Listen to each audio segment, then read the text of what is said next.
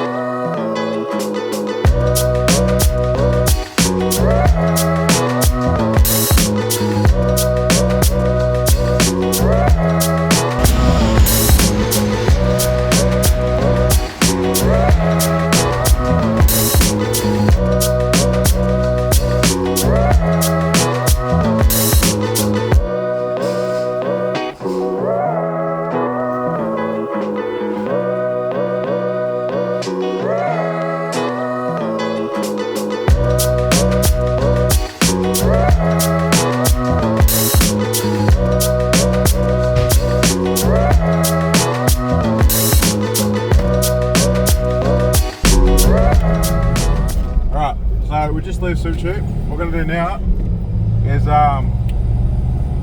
get the King Super Center, I think it's what it's called. I don't know, the new big Ford drive shop. And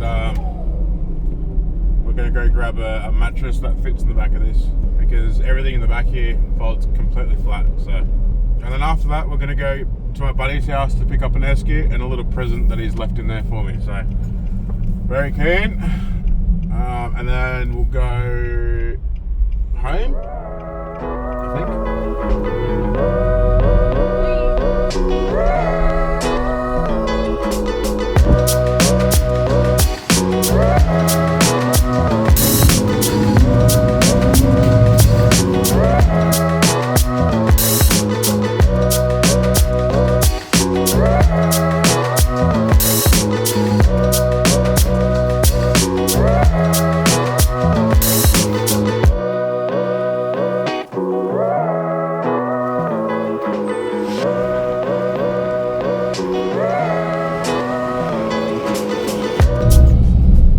If anybody can explain to me the logic of the Super Center, how they sell everything, that'd be great. I'm not complaining at all, but I'm pretty sure the mattress by itself was $230. Mattress by itself was $230 or something like that. We get to the counter and the guy's like, well, here, you can have a battery operated fan and I'll just sell all of that to you for like $163 or something like that. It was massive discount. Again, not complaining, but that doesn't make really any sense. How do you go from $230 for one single item to giving me the mattress that I wanted and the battery operated fan for $160 something? Anyway, we got a fan now, so that's cool. We're on the way to go pick up the esky and whatever is inside the esky, and then yeah, I don't know what my missus has in stock for us after that, but we're just doing life.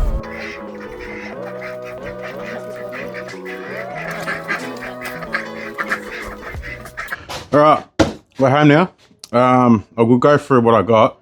We'll start off with a little present my mate left me. So this is a Bush Dwarf Rocklight kit that I got him like a year, maybe year and a half ago for his birthday.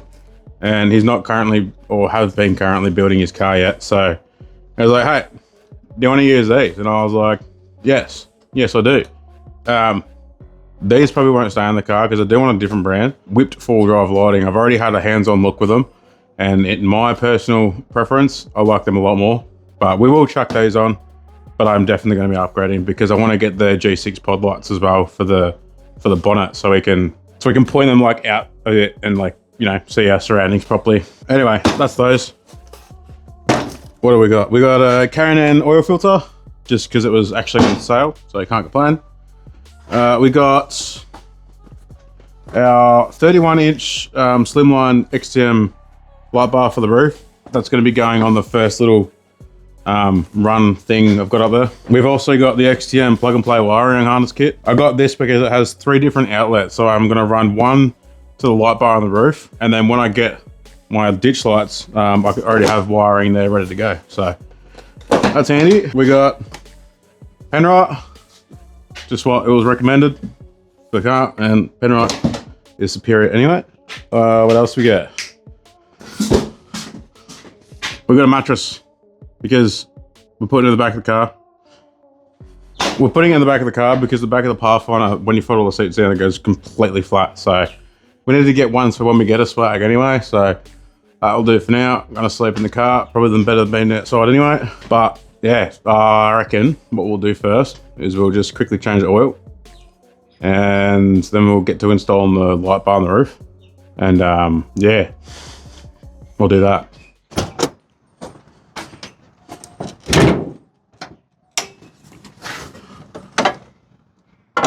All right, now the oil filter of these things are right down there in the most inconvenient spot ever.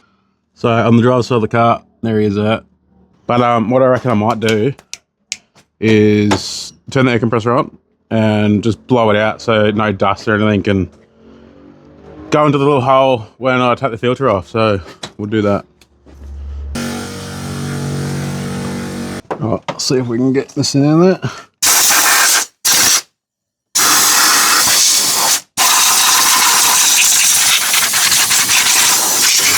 Look, I don't think I really got much out of that, but it's better than not doing it. So I need a step stool so I can reach in and grab that. See that? All right, this may look a little bit old and gross, but I only serviced this thing in August last year, so I know it's not that old, but anyway, I've got to change this when you do an oil change anyway. All right, all I'm gonna do, I'll just wipe my finger on the old one, just use the old oil and put it around that new seal, just so it seals up nicely.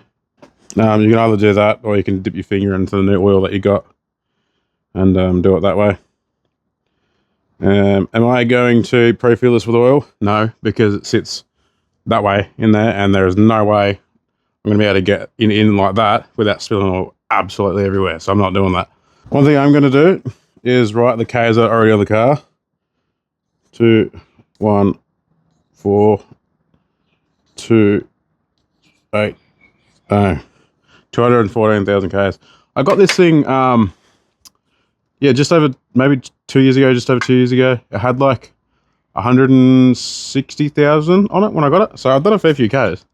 Like, yeah, we've gone up to Queensland, done Bribie, done pretty much everywhere in Victoria. But yeah, definitely had some hard Ks on the old girl. Before I put the new oil filter in, I'm just going to put a rag down in there because there's a little bit of oil just building up. Chuck a rag in there and soak it all up. And now I can try and snake this back down there.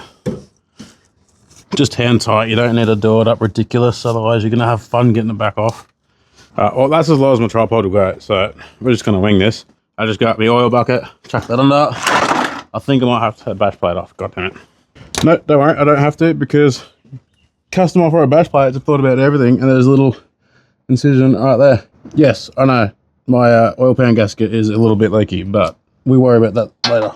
And for anybody wondering, it's a 14mm socket.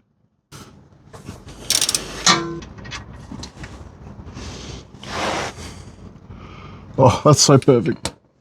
All right, we'll chuck the drain plug back in. And we'll leave the bucket under here just so I can drip into the bucket and not onto my nice clean concrete. Your sump bolt does not have to be Hulk tight, by the way. You'll cross-thread that pretty quick. Now we'll grab our oil. Now the worst thing to do at this very point in time is to go in and start your car. So don't do that. We'll get this bad boy off. Is it just me, or is everyone's oil cap and the bloody Pathfinder like always tight? You can do it up as loose as you want and it will still end up tight. Ridiculous. Oh, that oil smells good. Am I the only weirdo who likes to smell oil? Probably. That's fun. Alright, well, this calls for 7 litres, so that's exactly what we got. We got 7 litres, and we're going to try and do this without spilling anything, which I reckon is going to be absolutely impossible. But we'll give it a go.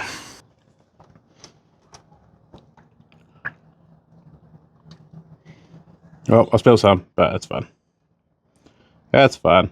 Bada bing, bada boom. Give me a little rag and just clean up that oil. Little pro tip, you can put your old oil back in these and disperse them at Super Cheap, pretty sure. So that's what I'm gonna do. All right, now that that's done, let the car sit for a little bit, let the oil go back down to the bottom. We'll check the dipstick. It should be at full mark because that's what these things call for at 7 litres. So I'm not gonna change the diesel filter just because that was done last August as well. Power steering was done last August. Brake fluid was done last August. I will chop up the coolant if I have to though, and blow out my air filter. That's a good idea. And maybe clean the MAF sensor as well.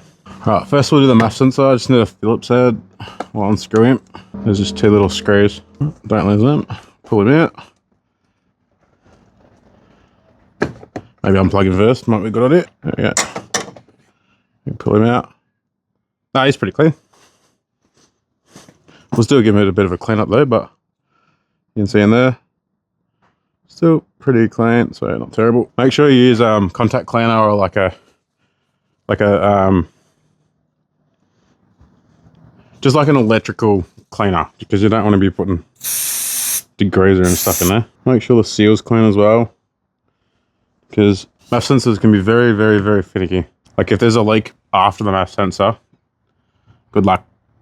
That's not a fun time at all.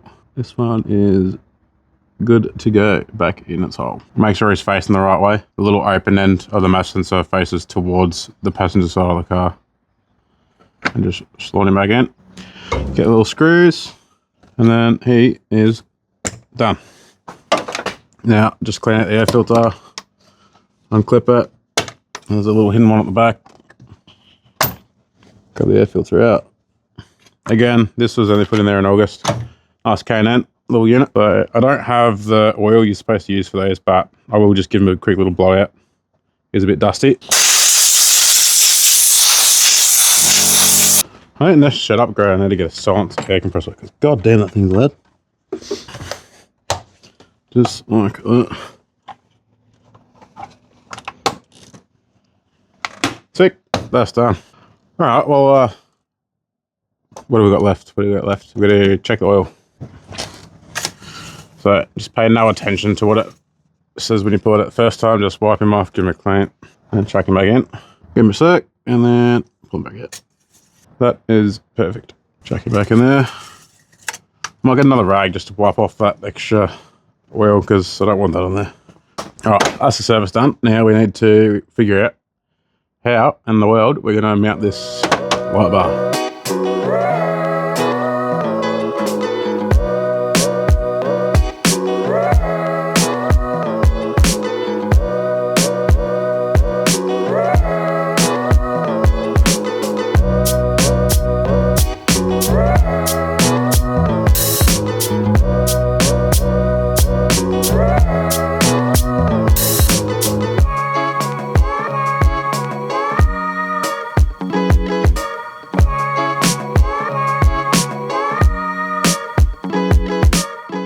Alright, so it's a new day. Ran out of daylight last night to do some filming, so I just quickly smashed it all out. Anyway, as you can see, the light bar is on the roof. It is fully wired up, it is mounted. It looks pretty clean, I reckon. Pretty happy with it. It works, it's very, very bright. I run the wiring through from the battery across the firewall and then up the windscreen. I'm just waiting for a partner to come back from Repco with a steady wiring sleeve. But yeah, no, I think it's time to do the rock lights on all 4 corners.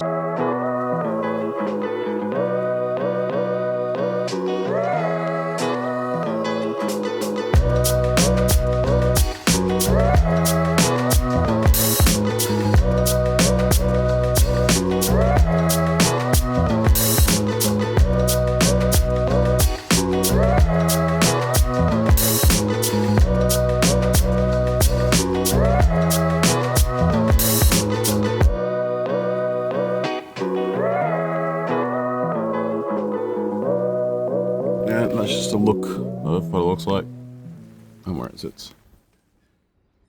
So I'm having a lot of moments where it's just I need to get it done situation. That's just what I did. I got all the rock lights done. They're all wired up, working. There's the little remote that you get with it.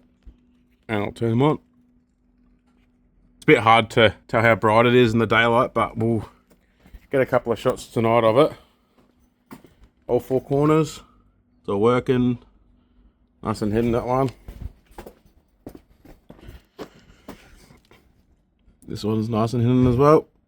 It's just the back I had a problem with. So this side, I ended up having to put little P clips along the inner wheel arch, just because there's nowhere that I could put it or hang the wire from. And my tire scrubs on the chassis here and here, all the way up front here. So I'm really hoping that wire doesn't get caught in it. But on this side has a little bracket right up there that I could just run the wire through. So it's all zip tied along the chassis rail, and where it all meets up is just on top of the gearbox. I've put it just so it's up out of the way of all sticks and stuff like that. But yeah, that's done. The service is done. The light bar is done. I did run the rock lights through a fuse, so just in there into the horn. So you got the 15 amp for the horn and the 10 amp for the rock lights. Yeah, well that's all it. I just got to empty the car now and check if the mattress fits, but I think I'll just do all that off camera. But we'll cut to what it looks like.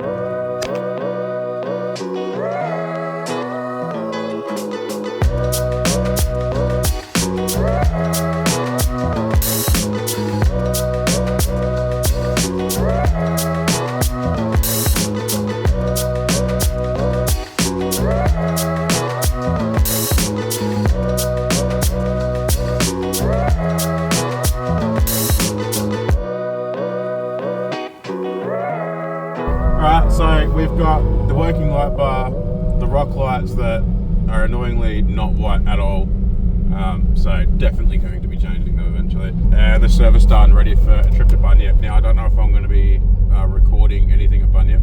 I'll probably put stuff on my other socials like TikTok and Insta, so I'll leave a link to those in the